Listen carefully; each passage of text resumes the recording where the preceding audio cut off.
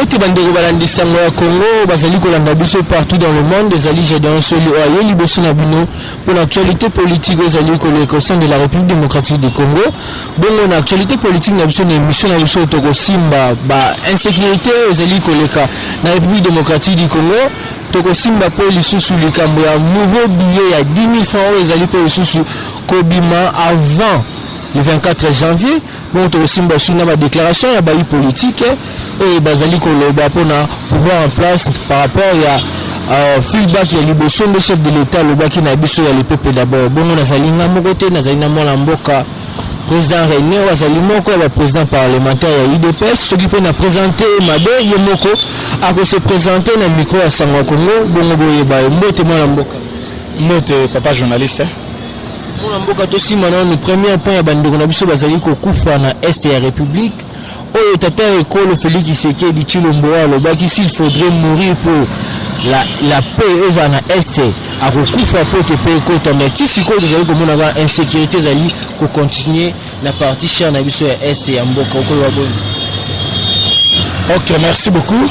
Tata mokonza école alobaki même s'il faut appeler paix sambeka pour que kimia kota na est akomi paix sambeka lelo nazali na sengo ko sabino que réellement Malobanese qui comme Malobate et une réalité parce qu'aujourd'hui Azo déplacé déjà état-major vers l'est de la République dans le seul objectif de combattre ADF na M23 pour que Kimia ekota na est. Pourquoi Azo déplacé chef d'état-major Mobimba? C'est parce qu'il veut promesse na campagne ils allaient respecter et intégrité en boka ils allaient respecter. Alors bato bazali kokufa na est lelo s'il faut compter nombre bato bazali kokufa sous Kabila na M23 bato bazali kokufa 40-50 personnes par jour. Mais les lois ont commis 4, 3, 7. Et ils allaient mouquer, mais ils allaient négligeable. Ils allaient kolukande ata moko ko fali soutenir na bitumba modèle wana parce que bazali bana mboka lokola yona ngai bazali na posa ba vivre bazali na posa kozala malamu tozali na tante ya koluka kotika bango na kata distraction bango ba kufaka non mais chef de l'état dans les soucis ya ko servir peuple congolais kotia kimia na mboka azo déplacer chef d'état-major Mobimba vers l'est de la République pour que kimia ekota Batunya se va vivre dans Nenga Malamu, UDPS comme parti au pouvoir, Tolong na Bitumbawana. C'est ce qu'on est en train de faire. Donc, Bozala Kimia, Bato Bazel Koufana Est, c'est l'échantillon, il y a Bato Bazel Koufa Eria Kabila. Mais même Mouké Bazel Koufana, Bisso UDPS, Tozali condamné avec dernière énergie, et Toza d'accord, Tena Bato Koufana Est, Toza a besoin, à terme, tout le monde à Koufana Est, la Katia Bitumba. Parce que Bisso Toza parti au pouvoir, nous devons privilégier la paix et l'intégrité du pays. Mwana mboka to simba likambo oyo kaka ndenge to annonçaki na annonce na biso ya émission na biso ete tokolobela pe lisusu likambo oyo ya 10 000 francs oyo ya nouveau billet bazali kobimisa na République démocratique du Congo.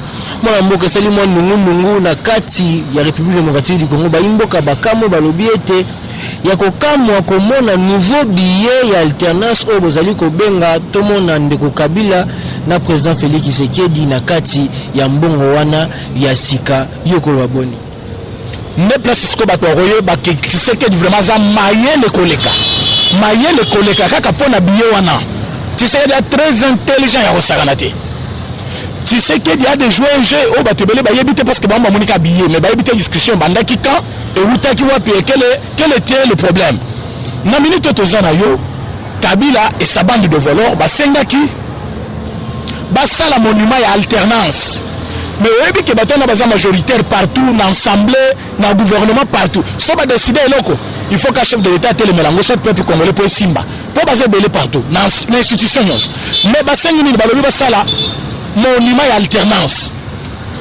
chef de l'état le bité so ba sa monument alternance ba sala longi na ngala Kabila et cela va permettre à tout le monde à remonter à Kabila à tout moment et pourtant il n'est pas un bon souvenir pour les Congolais. Mais qu'est-ce qu'il faut faire? Au lieu de ça, le monument, nous avons ça le billet de monnaie.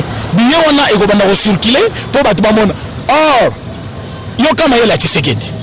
À ça le billet, à combien on combo le colon parce que battre belé, bazan la carte à l'ibuma, baïm ma kamene zali kolekate, mais soit tel bien chef de l'État, à chef de l'État le plus intelligent. Yo kanenga komina billet wana parce que battre belé, bayebi ko sala makambu, mais bayebi ko expliquer no baninga bien te. Il faut battre la billet wana ezana combo na babengi yango collector. Billet collector ezali billet ya mongo te po soma kelo côté.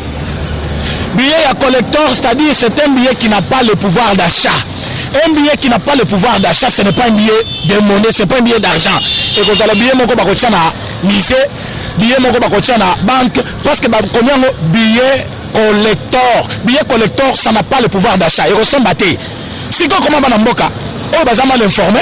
Ok, parce que les mongoni, parce que les mongote. Kabila bako c'est les mongoni. Billet à 10 000, et c'est billet sik, et c'est billet à kala. Mais balobi bako sala, ya moté, mais bako sala monnaie moko symbolique pour symboliser alternance. Parce que Kabila lui-même, il n'est pas le père de l'alternance. Il n'est pas alternance. Je vais vous démontrer ça. En 2011, Tshisekedi avait gagné les élections. Tshisekedi Etienne. Kabila avait perdu les élections. Il n'a pas voulu donner le pouvoir à l'UDPS. Donc comme en 2016, il fallait organiser les élections. Il a refusé d'organiser les élections et l'UDPS s'est donné la peine même à cause de la marche à côté de l'UDPS permanence à Bonu Bandeko l'UDPS. S'il avait voulu l'alternance, c'est depuis 2011 qu'il allait céder le pouvoir à Etienne Tshisekedi. S'il avait aimé l'alternance, c'est en 2016 qu'il allait organiser le pouvoir. Les élections. Mais tout comme en 2019, tout comme en 2018, 3 ans de plus, c'est parce qu'il ne voulait pas organiser les élections. Alors comme il ne voulait pas organiser les élections, Bissot forcé, comment on l'a forcé? Il a mis la machine à voter et une façon, il y a Kobani sabi sobotobo ya kokene élection. Avec machine à voter qui est triché. Alors Bissot avec ou sans machine à voter, toko kende kaka. Donc il y a alternance. Mais comment tu as l'alternance? Les lobes ont peur de la démocratie ou peur de l'alternance. Et Zali Lukuta. Et puis, ça va de peste le biboyi. Billet comme Zali collector. Et Zali billet moko za la pouvoir d'acheter et qu'on sombe de l'autre côté et qu'on tire la banque et puis bakolongolango bakoro tsango na misé et qu'on sale de l'autre côté et qu'on a l'utilisable et qu'on a la marchandette. Ce qui montre que tous en attendent mon côté à discuter pour les locaux ba maman ya États-Unis. Bandeko ya Canada, bandeko ya Londres, bandeko ya France, bandeko ya Allemagne. Le téléphone est déchargé naï. Naïe bino par cette vidéo, na répondre bino que c'est billet. C'est un billet collector, un billet qui n'a pas le pouvoir d'achat. Billet au Bokomona na elongi ya Félix, na elongi ya Kabila. Et zali billet au Kosomba, ni bitabe ni nguba, et zali billet mon côté. Mutu moko ko sabinete ke ba sali mbongo na kombo ya soki azaki mbongo ligne sombeloko pourquoi ça sombeloko te ezali nete biyo moko ba sali pour symboliser seulement les jours de l'alternance. Notre pays a accédé au pouvoir à l'indépendance plutôt depuis 1960. Mais de 1960 till le 2019 59 jours pour jour totikala komona te président Bini Moussousou à côté. Ce sont les acquis quand même, la pression. Et lui qui a IDPS, nous devons valoriser ça. Valoriser ça comment? Nous allons dire en face du monde qu'il y avait un parti dans ce pays UDPS. UDPS a fait la pression jusqu'à ce qu'il y ait eu un président sortant et un président entrant. C'est à symboliser aussi, mais cela ne veut pas dire que tu reçois la billet en bongo, comme Mongo ya Tshisekedi na Kabila bache ne photo ne bazoko sabatoire. Puisque tout ça billet wanate, mais to lobi au moins et que la billet moko collector, c'est-à-dire billet où ils allaient symboliser kaka cérémonie, événement moko boy et qu'on semble de l'autre côté. Mais comment mutu parle lungunya na bango et bomote mabe plutôt na bango bakomi koyebisa batu mokili mobimba. Non, c'est ce que j'ai sali billet. Donc Kabila Mouta lobby, Kabila Mouta décidé, Kabila ne décide de rien. Sobo talibé, décision wana et Outaki na conseil de ministres. C'est même dans ce conseil de ministres où ils avaient arrêté le montant de 6 millions de dollars. Les 6 millions de dollars, ils ont dit pona. Festivité il y a jour, il y a 24 janvier 2020, comme une année au pouvoir de Tshisekedi, une année et alternance. Or, au moment où je vous parle, pendant que je tourne cette émission, le chef de l'État est en train de faire ou de tenir un conseil des ministres. Dans le conseil des ministres, Bazali na thème principal ou à l'ordre du jour, un sujet le 24 janvier 2020. Quelles sont les activités? Quel montant il faut besoin? Nous avons l'éducation qu'il faut prendre beaucoup de moyens pour mécaniser l'enseignant, qu'on fout à bango na bango, comme si gratuité de l'enseignement, une chose effective na Congo. Est-ce qu'il faut tous en bon wana, tout comme attendons tout dans au sein dans fête il y a le 24? Non. Et je pense que le chef de l'État, à l'écoute de son peuple, n'a minute. J'ai déjà une information, je vais vous le confirmer la langue. Pourquoi? Le chef de l'État a déjà dit non à cette festivité. Donc cette festivité sera annulée. Pourquoi on a conseil des ministres à Yebisi Bango? Ça ne sert à rien. Il y a qu'on dépense mon belé pour un jour pendant que tous les défis à relever. Nous avons le champ de l'éducation. Nous avons le champ de la guerre qui est à l'est de la République. Nous avons jeunes au Basaliko Salamou Salate, où il faut te payer sa mbongo, où il faut te faire éduquer, où il faut te tenir dans le centre de formation. Est-ce qu'il faut te jouer mbongo wana, te dépenser en pour un jour moko kaka? Jour moko kaka, jour nul. Il y a 24 janvier pour une alternance. Non. Nous avons beaucoup à faire. Le chef de l'État, je suis sûr qu'il nous suit souvent. C'est quelqu'un qui nous écoute. Il répond selon Badir Nabiso. Je vous le jure que cette journée n'aura pas l'impact au Batubazali Koluka. Mais il journée moko, au collection, parfois la méditation, mais tu faire retenir Moukil Mobimake. Na RDC, il y a eu un président sortant, un président entrant. Le président entrant, même si fait tes alliés, fait tes causes à la hauteur, il y a 6 millions de dollars, c'est beaucoup d'argent. Pourquoi il faut dépenser beaucoup de millions comme ça? Est-ce que Bakoli, ça peuple congolais, nyons? Fait un banen Bakoza la Kuna. Mais si argument Bolobi, beaucoup invité 34 présidents de la République, tant que président de la République Bayaka, Batamulana délégation à Bango, et président de la République Balojareka en hôtel, il y a 5 étoiles. Yango Bolobi 6 millions. Oh, Imboka Bako Kama Bako Lobaete, député provinciaux, Bazali Kokuta Mate.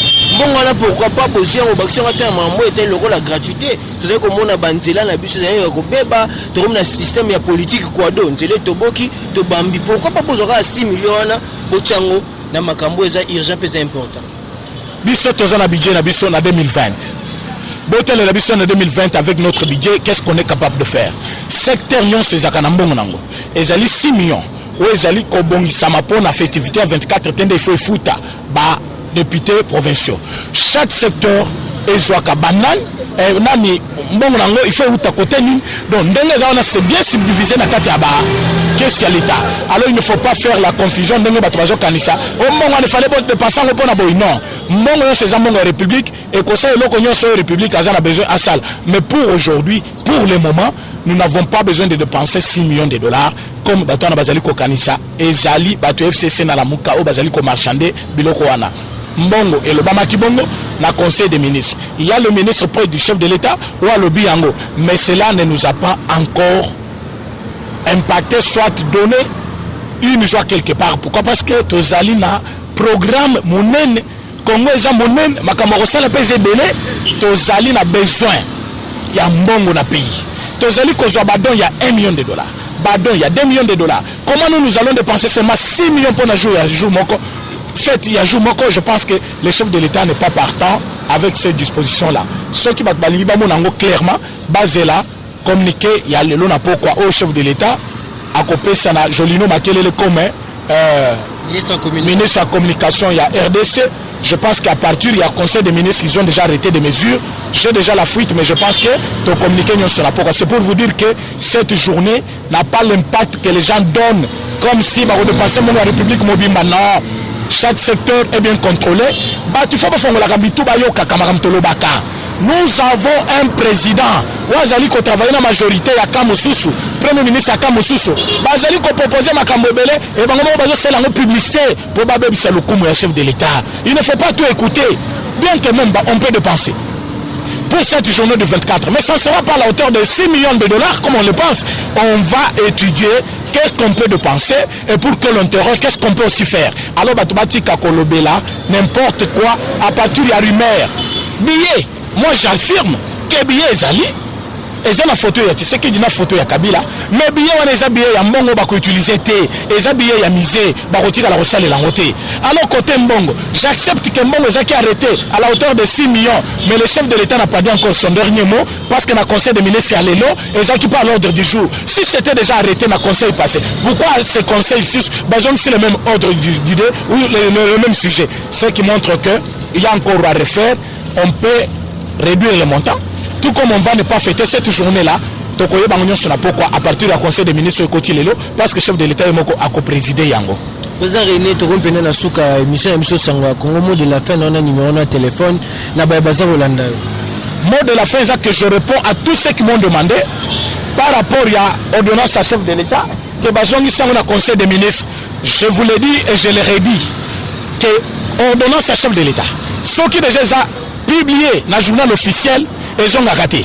Beaucoup zelango trop et kokota na conseil des ministres te moto azali ko senga wana soki Ferdinand Kambere azo lukakanda UDPS bango bazo lukande biso na bango tondonga na pena to banda ko bendana na nzela bato sko baya koloba voilà omuni UDPS abel si pouvoir na ye il fallait que na bango malem anese silaki yango to kena Ferdinand Kambere malembe yo zali deuxième personnalité a peu perdre mais yeba yango que chef de l'État a un parti politique, chef de l'État a un camp politique, chef de l'État comme chef de Batunyonso, a ça pour l'intérêt du pays.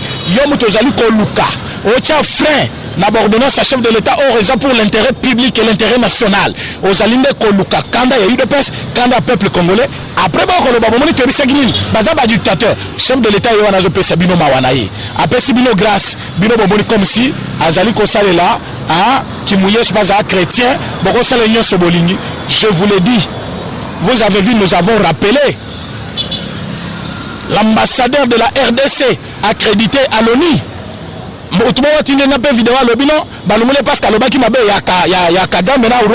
je regrette beaucoup.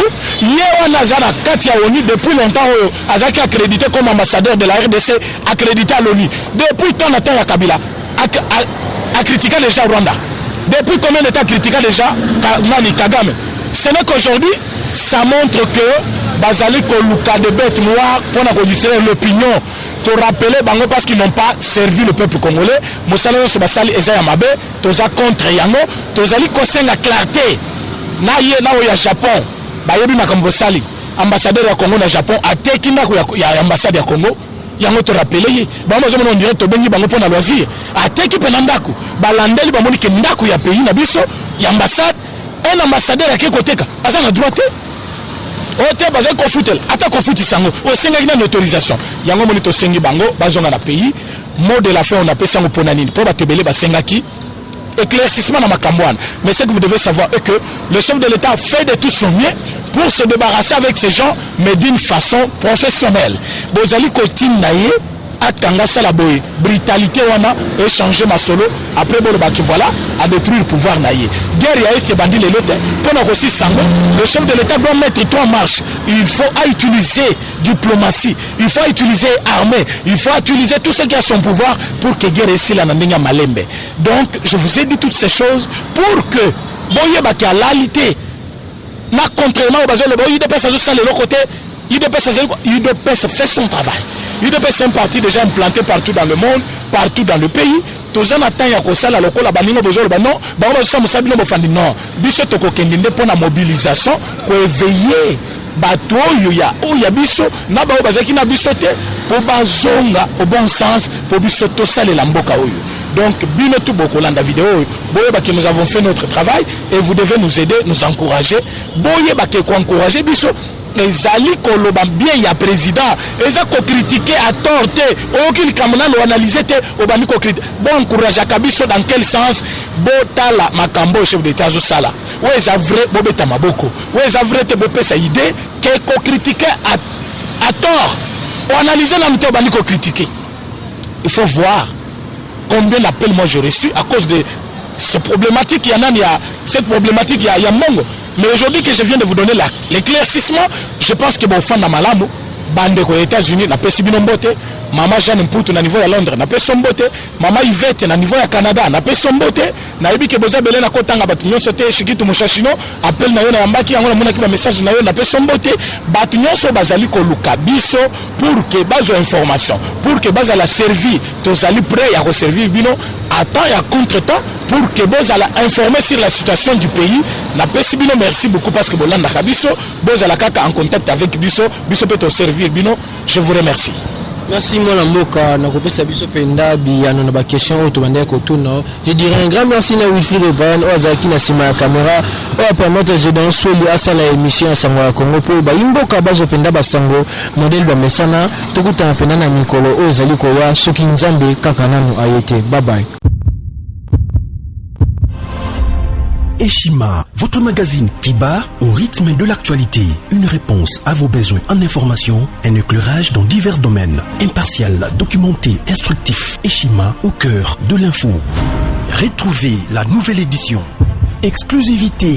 Sakombi Molendo, le réformiste qui vient stopper l'hémorragie. Suspension des fonctionnaires peu intègre, numérisation des titres fonciers et climat de confiance avec les collaborateurs. Le nouveau gestionnaire des terres congolaises fixe les nouvelles règles de jeu. Focus, Lambert Mindi, Omalanga, le souverainisme comme un dogme. Redressement délaissé, Tomaluaka Losenjola, l'homme de la situation. Dossier Eshima, fini les vacances, vive les rentrées. De la politique au judiciaire, en passant par les scolaires, les derniers trimestres de l'année 2019 en RDC est décoiffant. Économie, BCC, un cadre des rétrocommissions et détournements à passer au peine fin. Découverte, Claude Ibalanki et Colomba, les coordonnateurs du MNS au centre de l'action de Félix Tshisekedi dans le Grand Lac. Les dialogues et pourparlers en RDC qu'en tire le peuple. Tubaou, la clé de la mythologie kassaïenne. Retrouvez l'intégralité du magazine Eshima dans les kiosques.